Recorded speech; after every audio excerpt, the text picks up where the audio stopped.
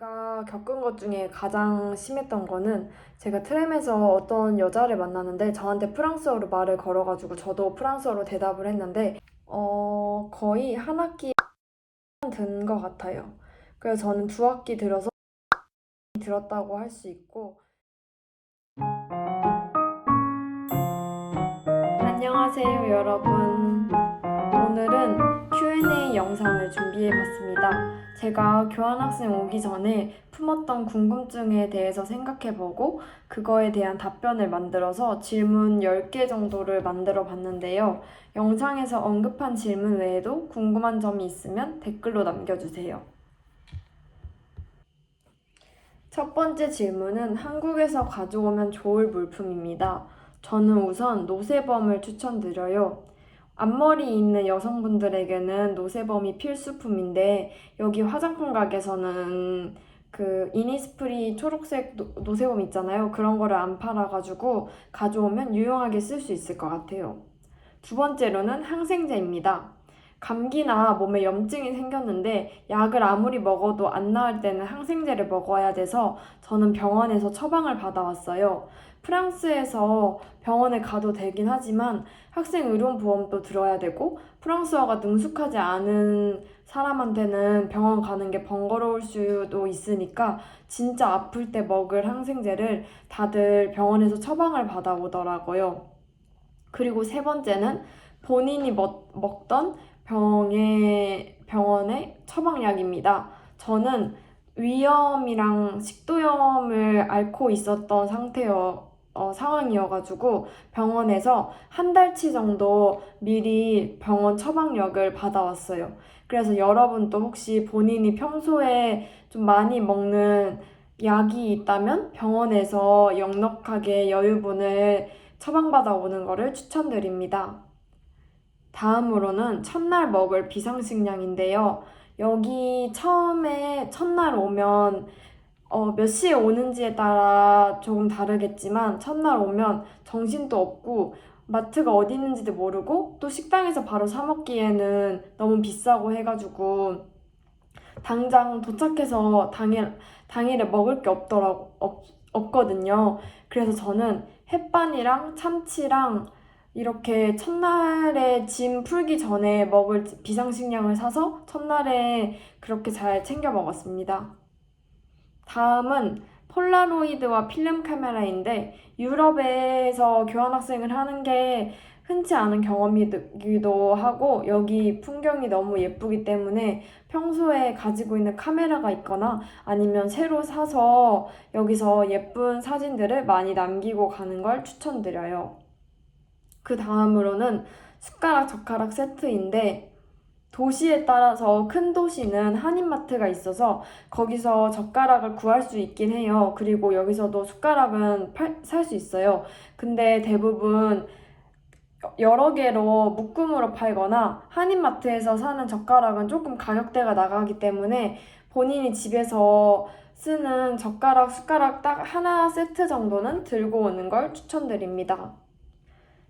그 다음은 외국인 친구 선물인데 여기서 사귄 외국인 친구들한테 한국의 전통 기념품이나 그런 걸 주면 되게 좋아하더라고요. 그래서 저는 프랑스로 오기 전에 한국의 전통 그림이 그려진 엽서랑 병따개랑 냉장고 자석 이런 걸 사서 프랑스에서 만난 외국인 친구들한테 뿌렸거든요. 그래서 친구들이 무척 좋아했던 경험이 있습니다. 그 다음은 미니 밥솥인데 여기도 밥솥을 팔긴 팔지만 큰 거밖에 안 팔고 큰 거는 비싸니까 캐리어 자리가 남는다면 밥솥을 챙겨오는 걸 추천드려요. 그 다음으로는 전기장판과 핫팩인데 프랑스 겨울이 한국보다는 덜 춥긴 하지만 제가 사는 리옹은 겨울에 바람이 많이 불어서 추웠거든요. 그래서 혹시 본인이 추위를 잘 타는 사람이라고 하면 미니 1인용 전기장판이랑 핫팩을 가져오는 걸 추천드립니다. 프랑스에서 전기장판이랑 핫팩은 아직 못 본 것 같아요. 두 번째 질문은 한국에서 굳이 챙기지 않아도 되는 것입니다. 첫 번째로는요, 화장품 종류인데요. 제가 예전에 여기 오기 전에 유튜브에 교환학생 Q&A 영상을 많이 봤었는데 그때 폼 클렌징이나 눈썹 칼이 없다는 얘기를 들었었어요. 근데 여기서 살다 보니까 폼 클렌징도 약국에서 구할 수 있고 눈썹 칼도 세포라라는 화장품 가게에서 구할 수 있더라고요. 그리고 두 번째는 사람마다 의견이 조금 다를 수도 있지만 기본 상비약인데요. 저는 프랑스 약이 안 맞거나 아니면 약을 구하기 어려울 것 같아서 약을 진짜 종류별로 다 들고 왔는데 여기 프랑스 약도 한국 약이랑 비슷하더라고요. 그래서 약국에서 다 구할 수 있으니까 평소에 많이 먹는 거는 들고 와도 좋지만 막 그렇게 엄청 다양하게 들고 올 필요는 없는 것 같아요. 그리고 세 번째는 한식인데요. 뭐, 여기 오기 전에 김이나 아니면 고추장이나 이렇게 한식 기본 소스들이나 이런 걸 챙겨오는 분들이 있긴 한데, 저는 큰 도시에 살아서 그런지 한인마트나 아시안마트에 한식 재료가 다 팔더라고요. 그래서 다른 걸로 캐리어를 채워놓고 한식에 뭐 그런 한식 음식들로는 캐리어를 굳이 채우지 않아도 될 것 같습니다. 세 번째는 프랑스에서 꼭 필요한 어플에 관한 내용인데요. 제가 첫 번째로 설명드리고 싶은 어플은 해외 송금 어플인 모인이라는 어플이에요. 저는 이거는 한국에서 미리 알고 갔던 어플이에요. 저는 아빠가 제 계좌에 용돈을 넣어주시면 그 돈을 프랑스 계좌로 옮겨서 월세를 내고 프랑스 카드로 생활비를 쓰고 있어요. 이용 방법에 대해 설명을 하자면 우선 회원가입을 합니다. 페이스북, 애플 아이디, 네이버, 이메일을 통해서 빠르게 로그인을 할 수 있어요. 저는 네이버 아이디로 아주 빠르게 로그인을 하고 있습니다. 어플 메뉴에서 내 정보 관리에 들어가면 학생 인증을 할 수가 있어요. 여기서 유학 중인 국가를 선택하고 재학 중인 학교를 선택하고 학교 메일을 통해 인증을 하면 수수료 0원으로 해외 송금이 가능해요. 하나로 보내는 금액을 입력하면 실시간으로 환율이 계산되어서 송금하기 전에 실제로 몇 유로를 내가 받게 되는지도 알 수 있습니다. 그리고 꿀팁으로 송금하기 전에 어플에서 실시간 환율을 확인해요. 환율이 평균에 도달했거나 평균보다 저렴할 때 송금을 하면 더 경제적으로 이득을 볼 수 있어요. 다음으로 추천드리고 싶은 어플은 본인이 자주 가는 슈퍼마켓 어플인데요. 프랑스에 까지노, 오션, 유익스프레스, 까르푸 이렇게 다양한 슈퍼마켓이 있는데 본인의 집과 가까워서 자주 가는 단골 마트가 있을 거 아니에요. 거기 어플을 다운받아서 회원가입을 한 다음에 회원카드를 만들면 결제할 때마다 포인트를 적립할 수 있거든요. 근데 한국보다 프랑스에서 포인트 적립률이 높아서 쌓이는 포인트가 쏠쏠하기 때문에 본인이 자주 가는 슈퍼마켓이 생긴다면 그 어플을 받는 거를 추천드립니다. 다음은 프랑스의 우체국인 라포스트 어플인데 혹시 우편을 보내거나 택배를 보내면 이 어플로 실시간 배송 추적을 할 수가 있어요. 그래서 이 어플도 이용하는 거를 추천드립니다. 다음으로는 트레인 라인이라고 기차를 예매할 수 있는 어플인데 프랑스 철도공사가 SNCF라는 곳인데 거기 철도공사에서 만든 공식 어플이 오류가 자주 나요. 그래서 저는 기차를 예매할 때 트레인 라인을 이용하고 있습니다.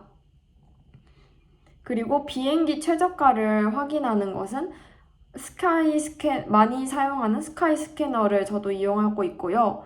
그리고 여행 갈 때 호텔을 찾을 때는 부킹닷컴을 이용하는데 숙박비도 가격 순으로 정렬이 가능하고 위치도 어디 있는지 다 알려주고 전 세계인들이 남기는 리뷰를 확인할 수 있어서 이 어플을 애용 중입니다.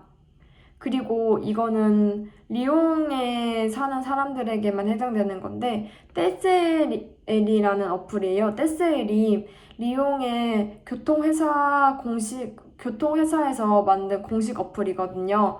구글 맵도 있고 시티 매퍼도 있긴 한데 여기가 리옹 교통회사라서 시위가 일어나서 버스나 지하철이 없어졌다던가 아니면 노선이 변경됐다는 거를 실시간으로 가장 정확하게 알려줘요.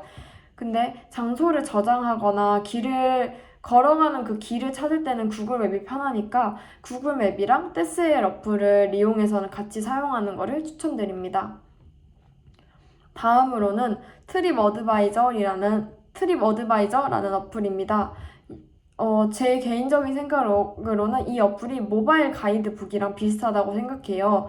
여행하는 지역을 검색하면 전반적인 도시 정보, 볼 것, 돌아다닐 곳, 체험할 수 있는 명소 등의 즐길 거리, 숙소, 음식점 이렇게 카테고리를 나눠서 순위도 알려주고 리뷰도 보여줘서 본인이 여행하고 싶은 지역이 있으면 미리 그 지역의 정보를 찾아볼 수 있습니다. 네 번째로는 외국인 친구를 사귀는 꿀팁입니다. 영어나 프랑스어를 잘 못한다고 기죽을 필요는 없는 것 같아요. 천천히 떠듬떠듬 말해도 듣는 친구가 기다려주기도 하고 친구 말을 잘 못 알아들었으면 다시 한번 말해달라고 하면 되니까 자신감 있게 그냥 최대한 말을 많이 하려고 노력했어요. 마치 중고등학교 때 처음 반에 배정받은 그 첫날처럼 초심자의 마음으로 친구를 사귀려는 의지를 가지고 있으면 친구를 누구나 사귈 수 있을 거라고 생각합니다. 그리고 친구들을 길 걷다가 또는 학교에서 마주쳤을 때 인사만 하고 지나가지 말고 안부를 묻거나 주말 잘 보냈어? 아니면 어제 뭐 했어? 이렇게 관심을 가지면서 질문을 하고 대화를 이어갔던 것 같아요. 다섯 번째 질문은 프랑스에서 병원을 가고 병원비를 환급받는 방법입니다. 저는 저 9개월 사는 동안 그래도 한 3-4번 정도 병원에 갔는데요. 먼저 프랑스에 딱 도착을 하면 아멜리라는 의료보험 사이트에 가입을 하고 필요한 서류를 업로드하는 걸 추천드려요. 그러면 몇 주 후에 아멜리 임시번호 증명서가 나와요. 그리고 그 종이를 들고 병원에 가서 보여주면 병원 진료를 받을 수 있습니다. 여기는 응급실을 제외한 모든 병원이 예약제이기 때문에 독토리비라는 어플로 예약을 하고 병원에 방문해야 합니다.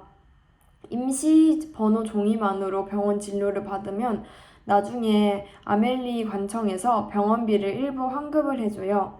저는 병원비를 환급하기 위해서 의사가 써준 처방서를 본인 행정구역에 맞는 아멜리 관청으로 우편을 보냈어요. 그리고 일 처리를 빨리 하기 위해서는 우편을 조금 비싸더라도 등기 우편으로 보내는 걸 추천드립니다. 그리고 몇 주 후에 제 은행 계좌를 알려달라는 우편이 왔고 답장으로 제가 은행 계좌가 써져 있는 종이를 첨부해서 다시 우편에 보냈더니 30% 정도 제 개인 계좌에 병원비가 환급됐습니다. 여섯 번째 질문은 치안이 어떤가요? 라는 질문에 대한 답변입니다. 먼저 소매치기에 대해서 얘기를 하자면 사람들한테 많이 유명한 관광지일수록 소매치기나 집시나 그런 노숙자나 위험한 사람들이 많은 것 같아요. 특히 트램이나 지하철 등의 대중교통을 탈 때 가장 위험하다고 할 수 있어요. 리옹에서 제 친구가 저랑 같이 트램을 타다가 어떤 여자가 가방을 열어가지고 현금 50유로를 도난당한 적이 있었거든요. 그리고 그 옆에 있는 저도 제가 모르는 사이에 그 여자가 가방의 지퍼를 열었다고 하더라고요. 그래서 핸드폰이나 지갑은 고리를 걸거나 잘 들고 다녀야 하고 가방을 항상 신경 쓰는 게 중요한 것 같아요. 그리고 밤에 리옹에 동양인 여자가 혼자 나갔다가 어떤 사람이 눈에 스프레이를 뿌리고 핸드폰을 들고 도망친 사례도 있었어요. 그래서 밖에서 사진 찍는다고 한눈 팔다가 핸드폰이 도난 당할 수도 있으니까 항상 조심해서 다니는 게 중요한 것 같습니다. 그리고 프랑스 친구들한테 밤에 여자가 혼자 다니면 위험해? 라고 이렇게 물어봤을 때 대부분은 안전한데 레스토랑이 닫는 10시 이후에는 위험하다고 말을 해주었어요. 저는 좀 안전을 중요시하는 편이어가지고 깜깜해지면 최대한 혼자 안 다니고 친구랑 꼭 같이 다녔어요. 그리고 잘 알아보면 도시별로 위험한 구역이 있는데 그거를 미리 잘 알아본 다음에 밤에는 그 위험한 구역에는 절대 혼자 안 가는 것이 좋은 것 같아요. 7번은 인종차별이 심한가요? 라는 질문입니다. 우선 프랑스에서 어느 도시를 가든 밖에 돌아다니면서 니하오를 듣는 거는 그냥 보편적인 일인 것 같아요. 제가 겪은 것 중에 가장 심했던 거는 제가 트램에서 어떤 여자를 만났는데 저한테 프랑스어로 말을 걸어가지고 저도 프랑스어로 대답을 했는데 제 발음이 현지인 같지 않으니까 그 발음을 따라하면서 비아냥거리는 사람을 만났어요. 그래도 저는 다른 사람들에 비해서는 좀 인종차별을 심하게 겪은 것 같진 않고 친절한 프랑스인을 많이 만난 편인 것 같습니다. 그리고 또 다른 사례가 생각이 났는데 어떤 편의점에 들어갔는데 그 가게 사장님이 프랑스인들한테는 다 호의적으로 친절하게 해주면서 저한테는 잘못한 것도 없는데 되게 쌀쌀맞게 굴고 말도 별로 안 해주고 그런 편의점 사장님도 있긴 있었어요. 그리고 프랑스 사람들이 영어보다는 프랑스어로 말을 거는 걸 더 좋아해서 프랑스어를 했을 때 조금 더 친절하게 대해주는 느낌을 받기도 했어요. 인종차별 받을 때마다 하나하나 상처받고 신경 쓰면 이 아름답고 소중하고 짧은 교환 생활이 안 좋게 기억에 남을 수도 있잖아요. 그래서 못 배운 사람들이 다 이 글로벌 시대에 걸맞지 않은 미개한 인간들이다라고 이렇게 생각하고 넘길 수 있는 정신력을 갖는 거를 추천드립니다. 8번째 질문은 어학원 과제나 발표가 맞나요? 입니다. 저는 리옹 카톨릭대 부설 어학원 ELCF를 다녔고요. 일단 결론적으로 말씀드리면 한국 대학교에 비해서 과제나 발표가 많은 건 아닌 것 같아요. 숙제는 매일매일 또는 한 2, 3일에 한 번 장문을 하거나 문법 문제를 푸는 정도의 숙제여서 시간이 별로 안 걸렸고요. 의무로 해야 하는 발표는 한 학기당 딱 한 번 정도만 했고 해도 되고 안 해도 되는 그런 짧은 발표는 일주일에 한 번 정도 있었던 것 같아요. 9번째 질문은 기숙사에서 아마존 택배 받는 방법입니다. 우리나라에서는 택배 기사님이 그냥 문 앞이나 경비실에 두고 가시잖아요. 근데 여기는 택배 기사를 꼭 만나야지 물건을 받을 수 있더라고요.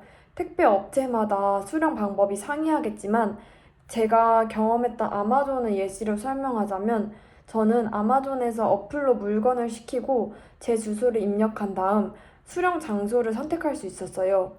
그래서 제 기숙사 주변에 있는 편의점으로 수령 장소를 선택했고 물건이 도착했다는 알림을 받고 나서 편의점으로 물건을 받으러 갔습니다. 직접 택배를 받는 걸 선택하면 무조건 그 시간에 집에 있어야 돼서 불편한데 아마존은 집 주변 가게를 선택할 수 있어가지고 편한 것 같아요. 마지막 질문은 돈은 얼마나 들었나요? 입니다. 거의 한 학기에 1,000만 원 든 것 같아요. 그래서 저는 두 학기 들어서 2천만 원이 들었다고 할 수 있고, 여기 프랑스가 물가가 훨씬 더 비싼데, 특히 외식값이 진짜 비싸요. 그래서 밖에서 사 먹는 것보다는 마트에서 장을 보고 집에서 밥을 해 먹으면 돈을 더 아낄 수 있는 것 같아요. 그리고 사람마다 여행을 얼마나 다니는가에 따라서 한 달에 쓰는 돈이 다를 것 같은데, 저는 학교를 빠지고 여행을 다녀온 적은 없고 바캉스나 종강 후에는 무조건 한 번씩 갔던 것 같아요. 여행을 해외로 나름 길게 다녀온 날은 한 달에 200만 원 정도가 나갔고 여행을 안 가고 학교만 다닌 달에는 130만 원 정도를 썼습니다. 여기에 월세가 포함되어 있는데 월세는 55만 원이었고 카프 주택보조금을 받고 나서는 30만 원만 냈어요. 이렇게 제가 준비한 질문이 모두 끝이 났는데 교환학생 준비생들이 제 영상을 보고 조금이라도 도움을 받았으면 좋겠습니다. 제가 준비한 질문 이외에 궁금한 점을 댓글로 남겨주시면 제가 다 답변을 해드리도록 할게요. 그러면 지금까지 영상 봐주셔서 감사하고 또 다른 영상으로 찾아뵙겠습니다. 안녕!